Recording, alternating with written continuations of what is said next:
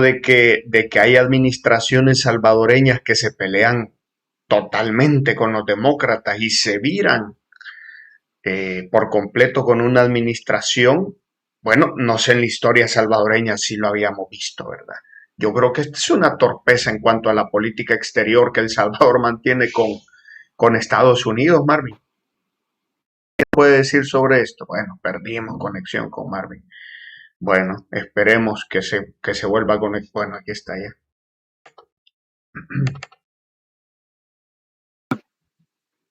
Perdón. ¿Qué nos puede decir sobre esto, Marvin? Bueno, no sé si Mira, escuchó mi pregunta. sí, le escuché. Un antecedente como ese en la historia de El Salvador en 200 años de república nunca lo habíamos tenido, porque e incluso hubo un momento en que Estados Unidos no reconoció al presidente de El Salvador por 3 años, fíjate. Y aún así, ese presidente que no fue reconocido en 3 años, trató de resolver el problema y lograr el reconocimiento de Estados Unidos para su gobierno. Me Estamos estoy hablando de refiriendo Martínez. al general Maximiliano Hernández Martínez, que presentó la masacre de 1932 como la primera revuelta comunista en América Latina y que él la había contenido, y eso le hizo que los Estados Unidos lo reconociera después como presidente de El Salvador, pero tardó 3 años. Entonces, en vez de pelearse con la presidencia que estaba en ese momento, mejor trató de ganarse la confianza. Hay un consejo que dio el geopolítico estrella de los Estados Unidos que se llama Henry Kissinger, que daba un consejo a países como los nuestros, ¿no? Él decía que un país como El Salvador no debería de agarrar bando ni pelearse con los republicanos ni con los demócratas.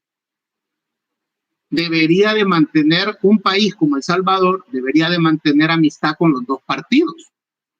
Y eso es no meterse en el pleito interno que tengan los demócratas y los republicanos. Porque en Estados Unidos solo hay un partido político. Lo que pasa es que tiene dos caras, los demócratas y los republicanos. Entonces, quien no entienda eso, si la administración Bukele no ha entendido eso, comete un error. Comete un error de geopolítica, comete un error de diplomacia, comete un error de política exterior, por poder ponerlo así. Fíjate que al Partido Demócrata se le conoce en la jerga, ¿verdad? Así como aquí decimos los terengos, ¿verdad? No, hoy es los gorgojos y las focas. En Estados Unidos, los epítetos que se le hacen al Partido Demócrata y al Partido Republicano son, por ejemplo, que el Partido Republicano es el partido de la ley y el orden. Y el Partido Demócrata es el partido de la guerra. Entonces, más o menos ahí tenés, digamos, ¿verdad? El hecho de cómo se llama, de que si te peleas con los demócratas, te van a hacer la guerra. Entonces, ¿qué es lo que estamos viendo ahorita? El Partido Demócrata lo que está haciendo es confrontando con la administración Bukele. Y lo que vas a ver o lo que estás viendo es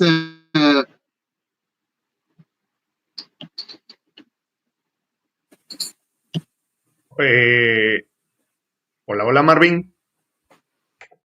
Bueno, perdimos señal. Estamos perdiendo señal con Marvin.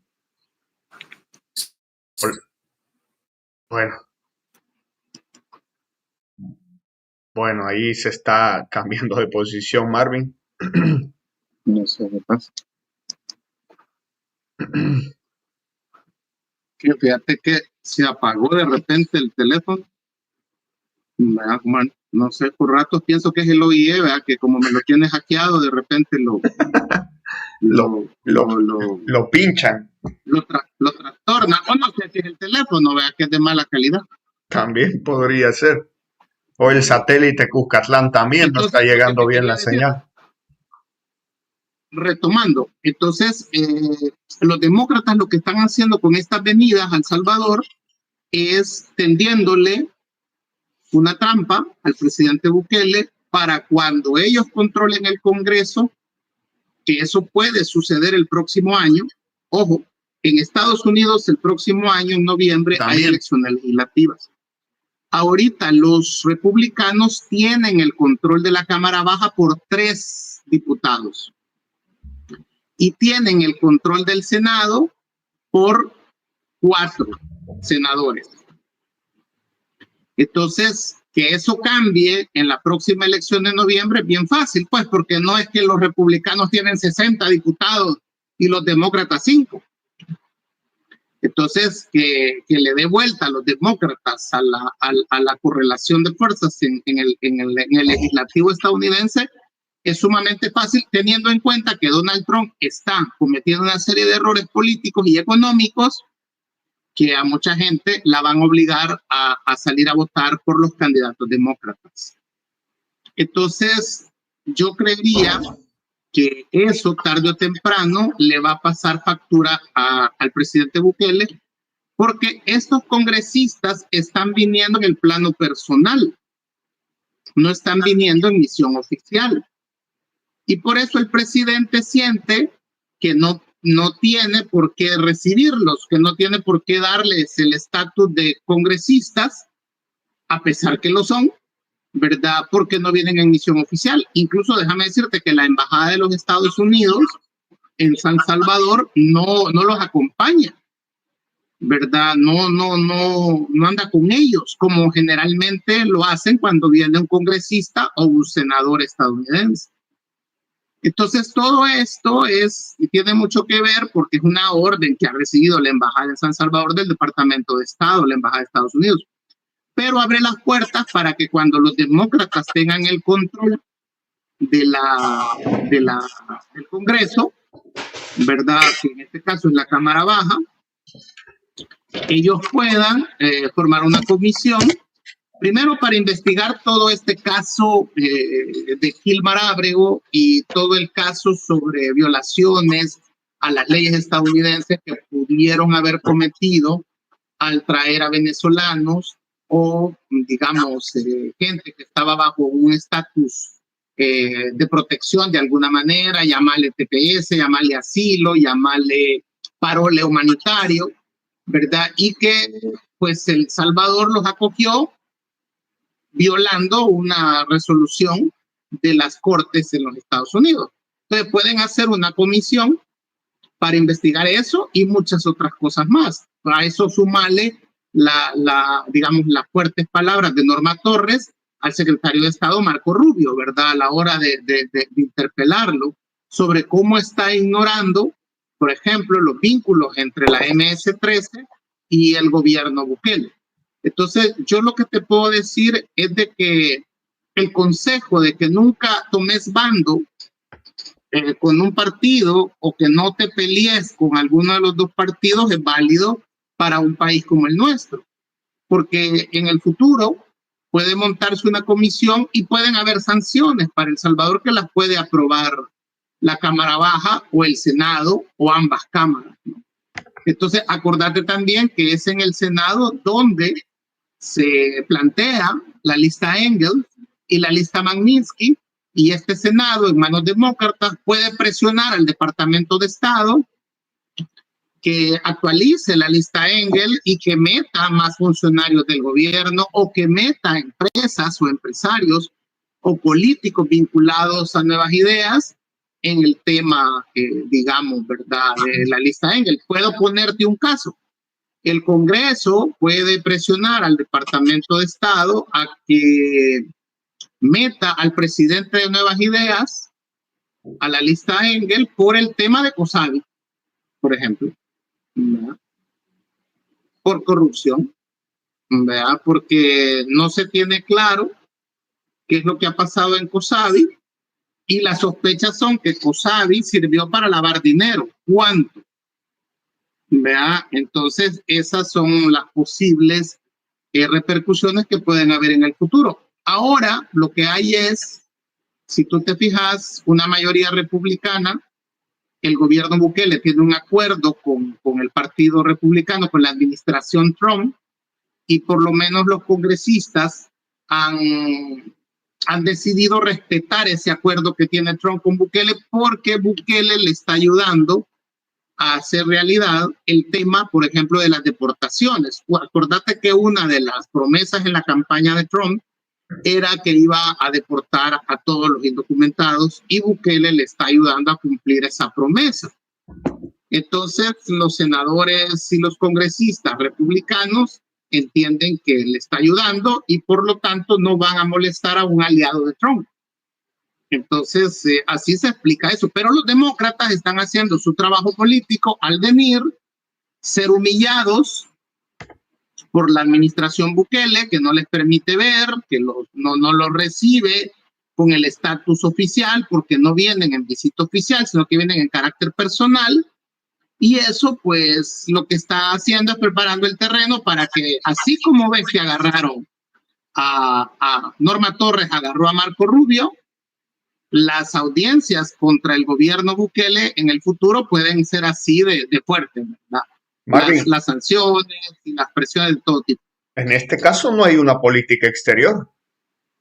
O en este caso, porque yo veo que hay como, en el caso de Estados Unidos hay un pliegue por completo a los republicanos. ¿A qué se deberá ese pliegue por completo a los republicanos? Eso es por un lado. Y por otro, yo digo, bueno, este gobierno está tarata, pero no es tanto. Porque en Centroamérica, donde la oposición podría encontrar una base de apoyo, Honduras, Nicaragua, Guatemala, Costa Rica, con los países hermanos no se han peleado. Es decir, con Nicaragua tiene excelentes relaciones. Tiene, el embajador participa en los eventos públicos. ¿Por qué, verdad? No. Veo que con Centroamérica tiene excelente relación. Porque Nicaragua le vende el frijol a El Salvador. Ah, claro, bueno, sí. Entonces, la región es el segundo socio estratégico. El Salvador no produce suficiente frijol para alimentar a los salvadoreños. Entonces, cuando se acaba el frijol salvadoreño, quien se lo vende es Nicaragua. Claro. Entonces, si él se pelea con Nicaragua, aquí no va a haber frijoles. ¿Y vos te imaginás un El Salvador sin frijoles? Sí, duro. Sí. Con Tony Saca me recuerdo que la libra de frijoles casi llegó a $2. Claro, entonces él quiere evitar eso. Por otro lado, también de Nicaragua viene la mayoría de lácteos. Entonces, ¿te imaginas si empiezan a fallar el quesillo que le pones a las pupusas? ¿Verdad? Por ejemplo. Entonces, él tiene que llevarse muy bien con Ortega, porque si no, va a tener problemas de abastecimiento. El mismo caso de Guatemala. Si te fijas, Bernardo Arévalo y Bukele no se llevan, pero no se insultan, se ignoran. Y Bukele lo ignora porque tampoco puede pelearse con Guatemala, porque de ahí viene el 80% de la verdura y la fruta que se consume en El Salvador. Claro. Un conflicto con Guatemala, pues va a afectar en los precios aquí. Entonces él tiene que llevarse bien con Guatemala y con Nicaragua. En menor medida, Costa Rica nos manda lácteos, nos manda ciertos productos. Como ya pudiste ver en la lista de las personas que asistieron a la cena en Costa Rica, fíjate que más allá, yo te invito porque vi que la publicaste, más allá de hablar de los $30,000, que está bien que se sepa, vea, y más allá de decir que el plato costó no sé cuánto, entonces yo te invitaría a que vieras ese listado. Y por ejemplo, ahí estaban las empresas, fíjate bien, que le venden a El Salvador. y estaban también los salvadoreños que tienen negocios en Costa Rica. Por ejemplo, Fernando Poma, vea que es el vicepresidente de Grupo Continental, y cuando vos revisas las inversiones que tiene Poma en Costa Rica son millonarias. Tiene centros comerciales, tiene hoteles, tiene colonias como lugares residenciales, ¿verdad? En Costa Rica. Entonces son inversiones millonarias. Entonces, él estaba en la cena, Fernando Poma. Entonces, eso ya te dice que, por ejemplo, para los Poma, que dicho sea de paso, según Forbes, es la segunda familia más rica de El Salvador, después de Roberto Criet Ávila, que es el dueño de Aeroman, accionista de Taca Avianca y dueño de Volaris, y también de algunas fábricas, bueno, no sé si todavía serán de él, las fábricas de alcohol, ¿verdad? Así como también la empresa que provee la comida a las cárceles, ¿verdad? Entonces, todo eso, además de tener acciones en el sistema financiero, también es dueño de bancos. Entonces, si te fijas, todo eso es importante ver ese listado.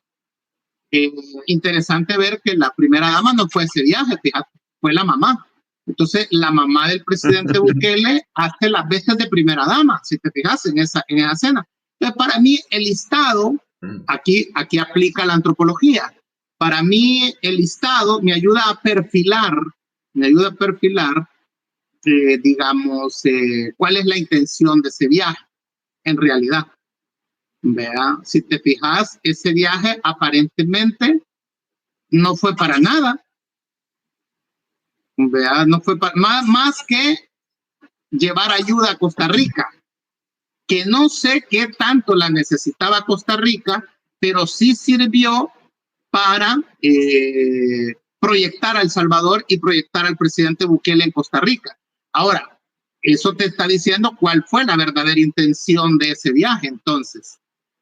Y aquí tenés que considerar que dentro de las intenciones de Nuevas Ideas o de la familia Bukele está poder formar un partido en Centroamérica, ¿verdad? Entonces, ¿a qué fue ese evento allá? Fue simple y sencillamente para promover la figura de Bukele y ver si su familiar que vive allá, que está en política, es decir, el esposo de una prima del presidente Bukele, podía atreverse o podía despegar políticamente.